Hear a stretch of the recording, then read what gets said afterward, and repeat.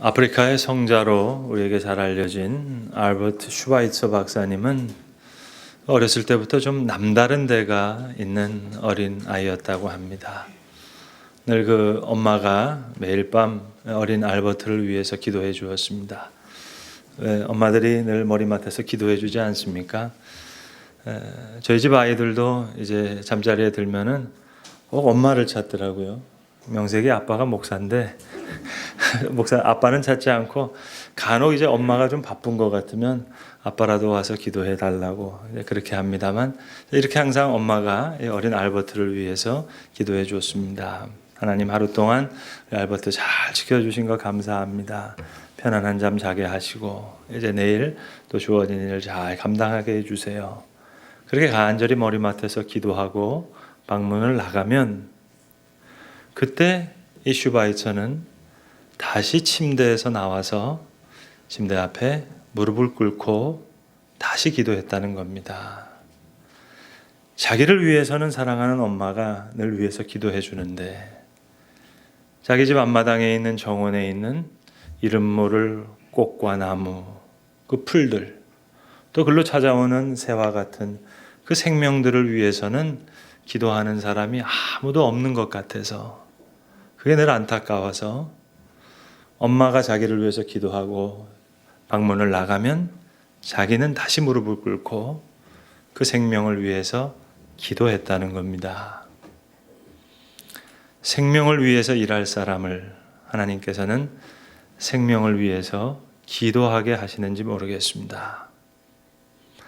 그런데 오늘 본문의 이야기는 좀 다른 이야기입니다. 예수님의 특별한 사랑을 받았던 세 제자입니다. 그냥 보통 12제자가 아닙니다. 특별히 사랑을 받던 세 제자가 오늘 너무나 중요한 시간, 너무나 결정적인 그 장소, 그 시간에 지금 기도하지 못했습니다. 너무나도 중요한 시간이었는데 저들은 그만 기도를 배우지 못했습니다. 근데 참으로 이상한 것은, 분명히 기도하지 못했는데 하나님의 큰 은혜 가운데 이제 저들이 기도의 사람이 됩니다. 제가 91년도에 대학을 마치고 이제 미국으로 유학을 떠나게 됩니다. 그때만 하더라도 미국 가는 비행기를 김포공항에서 탔습니다. 그래서 노스웨스턴을 타고 시카고를 거쳐서 동부로 가는데, 태어나서 처음 미국 가는 비행기를 지금 탔습니다. 이제 그 김포공항으로 4년 동안 같이 공부했던 대학 동기들이 이제 배웅을 하러 나왔습니다. 근데 그 중에 동기 목사님 중에 한 분, 지금 연세대학교에서 교수님으로 계신 그 동기 목사님이, 물론 그때는 목사님도 아니고 교수님도 아니죠. 대학생 신분이죠. 이제 책 한 권을 선물로 저에게 전해주었습니다. 여러분, 그 책을 선물할 때 우리가 책 표지에다가 이름을 쓰고 한 줄을 적잖아요. 이제 그 동기가 제 이름을 쓰고 딱 한 줄을 적고 본인의 이름을 적고 사인해서 저한테 줬는데, 25년이 지난 지금 제가 토시 하나 잊어버리지 않고 그 한 줄을 기억하고 있습니다. 이런 한 줄이었어요. 개똥 같은 악몽마저도 우리의 영혼의 걸음이 되는 그 소망을 간절히 붙잡아. 그 한 절을 준 거예요. 비행기 타고 가면서 보라고. 자, 처음으로 미국 가는 비행기 안에서 이 책을 읽습니다. 물론 유명한 저자의 유명한 책이에요. 근데 그 책의 내용이 기억 남는 것이 아니라 그 동기 목사님이 써주셨던 한 구절이 생각나는 겁니다. 그러니까 4년 동안 옆에서 보면서 많이 안쓰러웠나 봅니다. 그러니까 개똥 같은 악몽 같은 시간이 많았던 거죠. 자, 목사는 되기 싫어하지. 너무 안쓰러운 거예요. 그래서 딱 한 줄을 쓴 거예요. 아마 자기 심정도 같은 심정이었겠죠. 그때는. 이분이 그 후에, 제가 유학 가고 나서 3년 후에 이제 다시 하버드에 와서 공부하고 지금은 연세대학교의 저명한 교수님이 됐습니다만, 그건 지금 얘기고 그때는 그 일이 아닙니다. 그래서 그 한 줄을 쓴 거예요. 개똥 같은 악몽마저도 우리 영혼의 걸음이 되는 그 소망을 간절히 붙잡는다고요. 저는 오늘 저와 제 동기 목사님 이야기를 하려는 것이 아닙니다. 오늘 본문에 나오는 예수님의 세 제자에게 오늘 본문의 사건은 정말 악몽과 같은 그런 이야기입니다. 그들의 영혼의 걸음이 됐을지 모르지만 이 순간에는 정말로 악몽과 같은 그런 경험이었어요. 본문에 나오는 세베대의 두 아들인 야고보와 요한 이 형제는 좀 죄송한 표현입니다. 속된 표현을 쓰자면 좀 재수없는 인간들이에요. 밥맛이 없어요. 제가 드리는 말씀이 아니고 성경이 그렇게 기록해요. 우리는 이 야고보와 요한의 어머니가 예수님께 와서 제 두 아들 중에 하나는 주의 우편에 하나는 주의 좌편에 이렇게 치맛바람을 일으키는 걸로 많이 알고 계시는데 그거는 마태복음 20장의 기록이고요. 마가복음 10장의 기록을 보시면 좀 이야기가 다릅니다. 마가복음 10장에 오히려 더 이 자세한 내용이 더 기록하고 있는데 마가복음 10장에 보시면은 어머니가 아니라 야고보와 요한이 직접 당돌하게 와서 예수님한테 얘기합니다. 우리 중에 하나가 주의 우편에 앉겠습니다. 하나가 주의 좌편에 앉겠습니다. 그러니까 제자들이 화를 내는 거예요. 지금 멱살을 잡았는지 팔뚝을 잡았는지 모르겠는데 붙잡고 와서 그래 네 팔뚝 굵다. 정말 밥맛이구나. 재수없는 인간이구나. 제 얘기가 아니고요. 마가복음 10장에 보시면 그렇게 나와 있단 말입니다. 그래서 성경에는 야고보와 요한이라는 이름 대신에 항상 세베대의 아들들, 오늘 본문에도 그렇습니다. 세베대의 아들이라는 표현이 나와요. 이건 예수님의 12제자 중에서 금수저에 속하는 그런 제자들입니다. 그래서 예수님이 12제자를 부르시는 장면을 성경을 자세히 보시면 아주 흥미로운 장면이 많습니다. 예수님의 첫 번째 제자가 된 사람은 베드로의 동생이었던 안드레였어요. 안드레는 세례 요한의 제자였습니다. 원래 세례 요한을 따라다녔는데 세례 요한이 예수님을 만나면서 얘기하거든요. 보라, 세상 짐을 지고 가는 어린 양이로다. 그래서 안드레가 제일 먼저 예수님을 만납니다. 그리고 와서 자기 형 베드로에게 내가 메시아를 봤다고. 그러니까 그 갈릴리 호수에서 베드로의 배에 예수님 앉아서 무리들을 잘 가르치신 후에 처음으로 베드로와 안드레 이 두 형제를 부르시는 거예요. 성경에 보시면 베드로와 안드레가 그물과 그의 배를 두고 예수를 쫓으니라 이렇게 기록합니다. 그리고 나서 이제 예수님께서 야고보와 요한 이 형제를 부르시는데 성경에 보시면 이 야고보와 요한은 베드로의 동업자였다. 그렇게 기록되고 있습니다. 근데 동업자인데 같은 레벨이 아니에요. 수준이 달라요. 말하자면 베드로는 중소기업이고 세베대의 두 아들인 야고보와 요한은 대기업이에요. 그래서 성경에 이렇게 기록되어 있어요. 곧 그들을 부르시니 야고보와 요한이 아버지인 세베대와 많은 품꾼들을 두고 예수를 쫓았다. 많은 품꾼이 있는 이거 기업이 다른 기업이에요. 목사님 그저 고기 하나 잡아서 그렇게 얘기하시는 그 얘기가 아니고요. 실제로 그렇습니다. 베드로가 예수님을 모른다고 부인하는 그 장면을 요한복음 18장이 잘 기록하고 있는데요. 베드로 혼자 대제사장 뜰 앞에 간 것이 아니었어요. 성경에는 자세히 기록되어 있습니다. 세베대의 아들 또 다른 제자가 베드로와 함께 했다고요. 그러니까 세베대의 아들 야고보인지 요한인지 모르지만 아마 요한일 거라고 생각합니다. 이 세베대의 아들은 먼저 대제사장 집 안에 들어가 있어요. 성경에 뭐라고 기록되어 있냐면 이 세베대의 아들은 대제사장과 잘 아는 인물이었더라. 그러니까 먼저 들어와 있어요. 그리고 베드로는 이 대제사장 집에 못 들어오고 집 바깥에 있어요.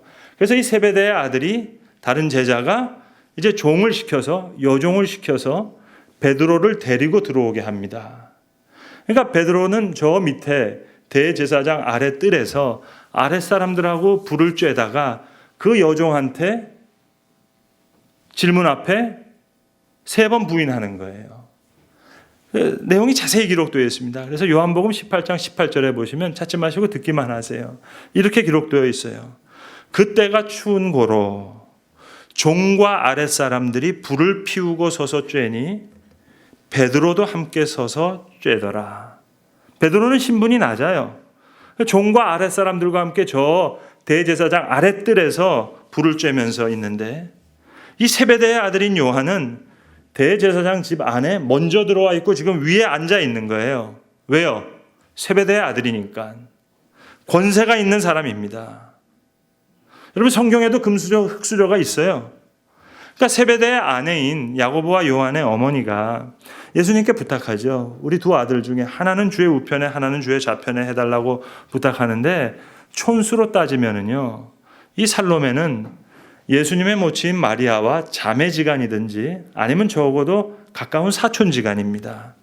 그러니까 예수님 편에서는 이모뻘 되는 아주 유력가의 집안의 아내가 부탁하는 장면이에요.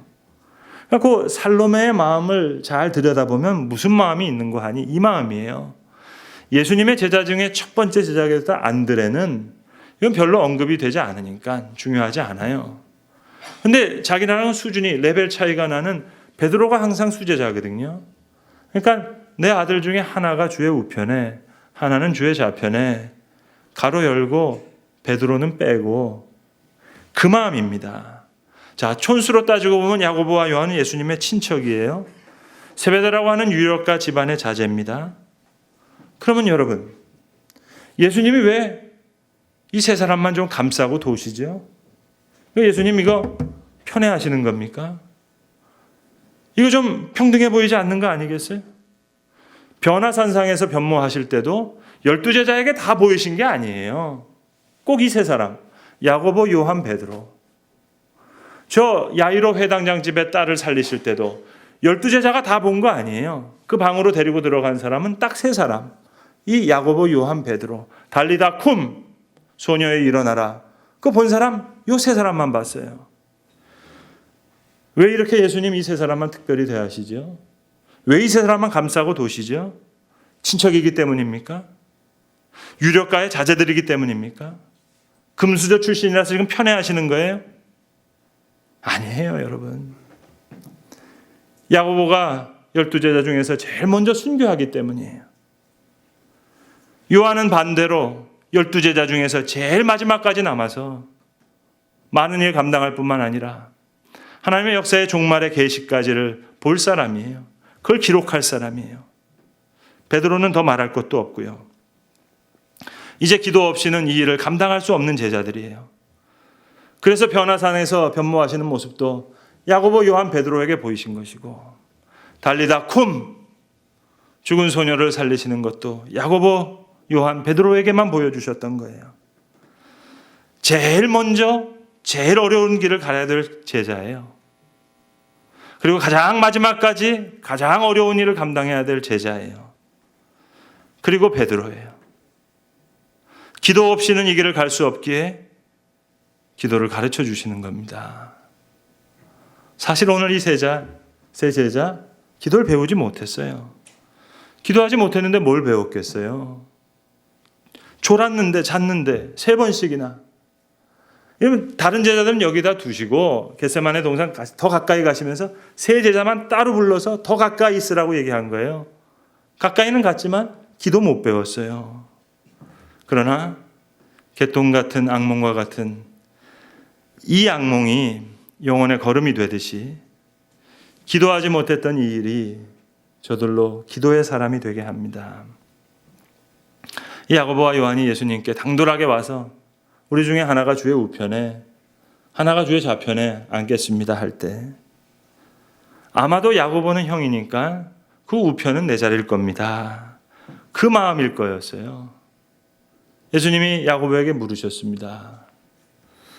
내가 마실 잔을 너가 마실 수 있겠느냐? 야고보가 대답해요.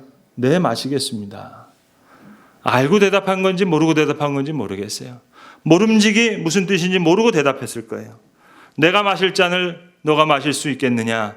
네, 마시겠습니다. 제일 먼저 순교하는 거예요. 따라서 여러분, 오늘 겟세마네 동산에서 기도하신 이 예수님의 기도, 12제자 중에서 누가 제일 먼저 배웠겠어요? 야고보가 그대로 배운 겁니다. 나의 원대로 마시옵고 아버지의 원대로 하옵소서. 아버지여, 만일 내가 마시지 않고는 이 잔이 내게서 지나갈 수 없거든 아버지의 원대로 되기를 원하나이다. 야고보가 이 기도를 제일 먼저 배워요. 그리고 제일 먼저 순교의 길을 갑니다. 오늘 비록 기도하지 못했고 오늘 비록 기도를 배우지 못했지만 야고보는 오늘 겟세마네 동산에서 기도하셨던 예수님의 그 기도를 그대로 배워서 같은 길을 갑니다. 여러분, 동생 요한은요, 오늘 본문의 이야기는요, 마태복음, 마가복음, 누가복음 세 복음서에 다 기록되어 있어요.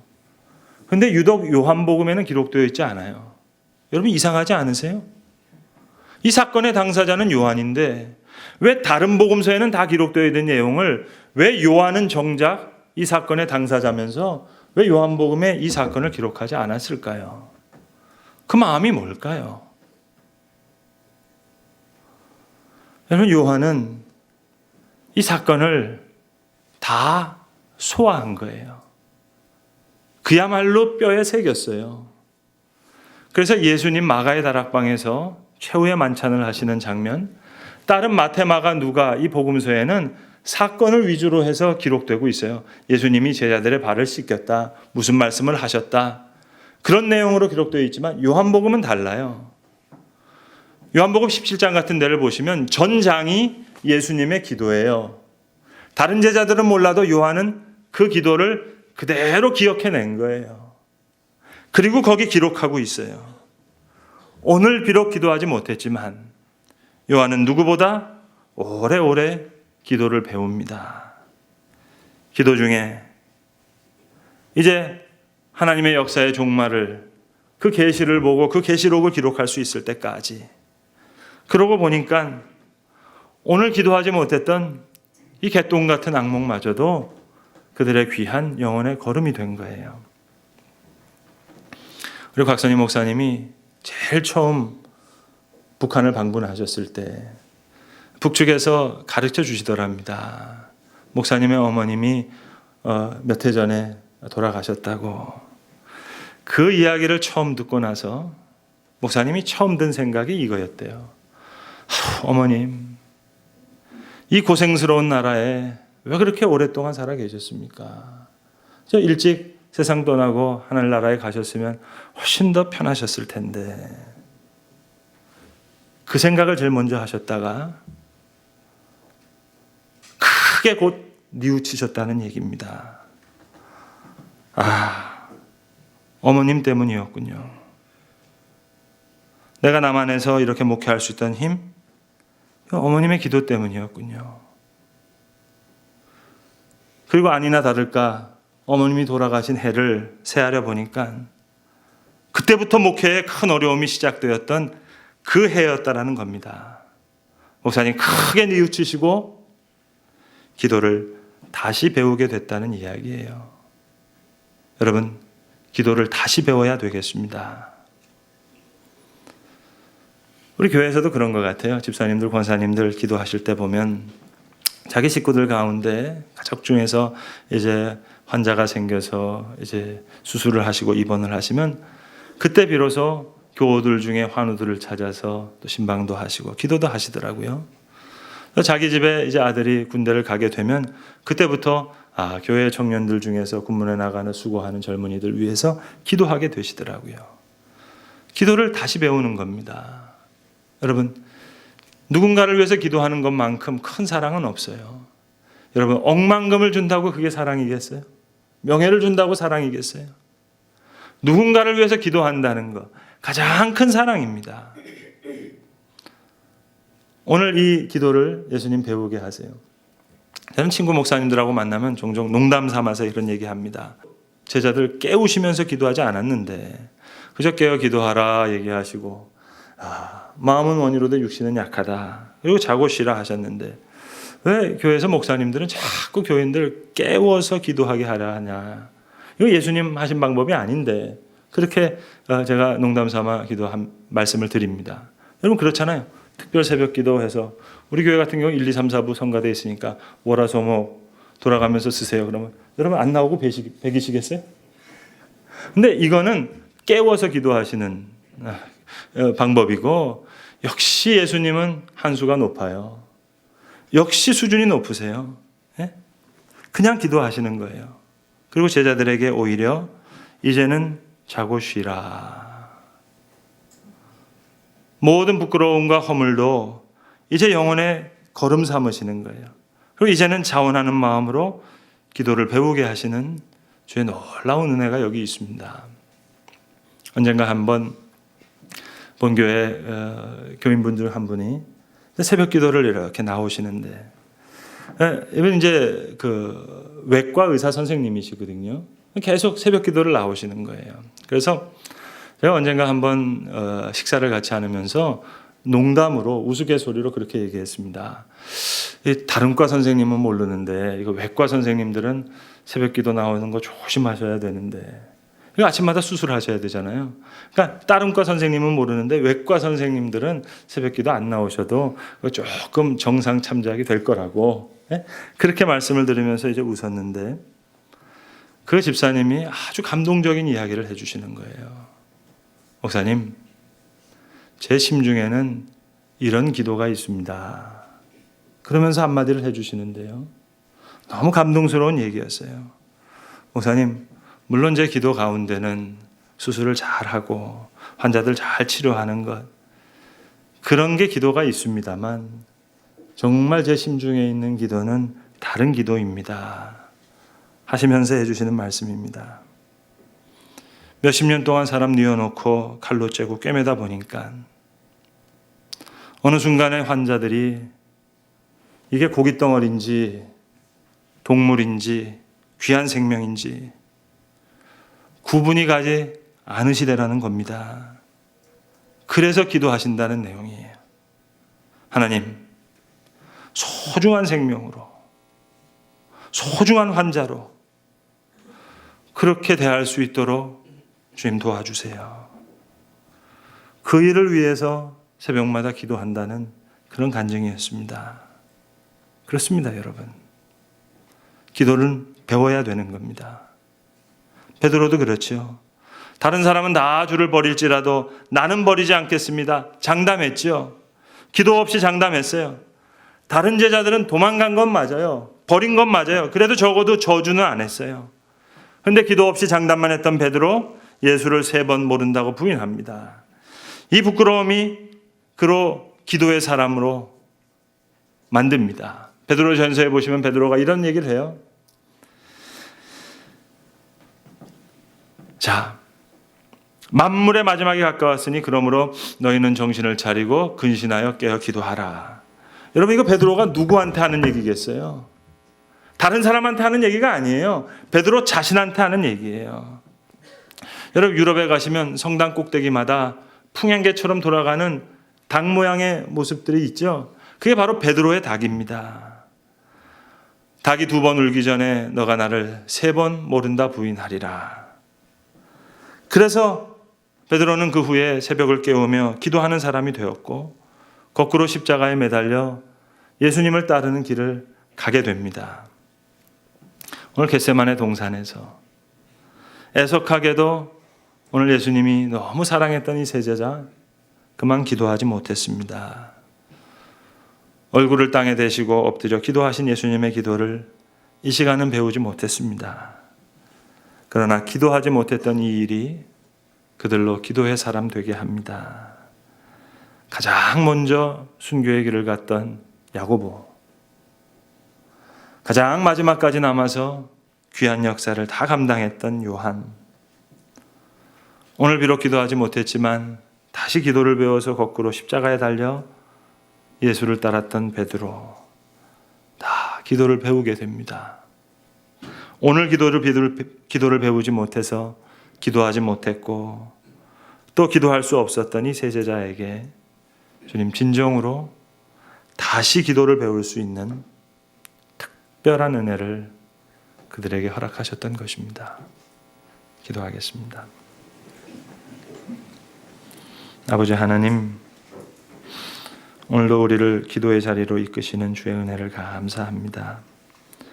생명을 위해 기도하는 자를 생명을 위해 사용하시고 하나님의 역사를 위해 기도하는 자로 하나님의 역사를 위해 사용하시는 하나님의 역사를 우리가 믿습니다.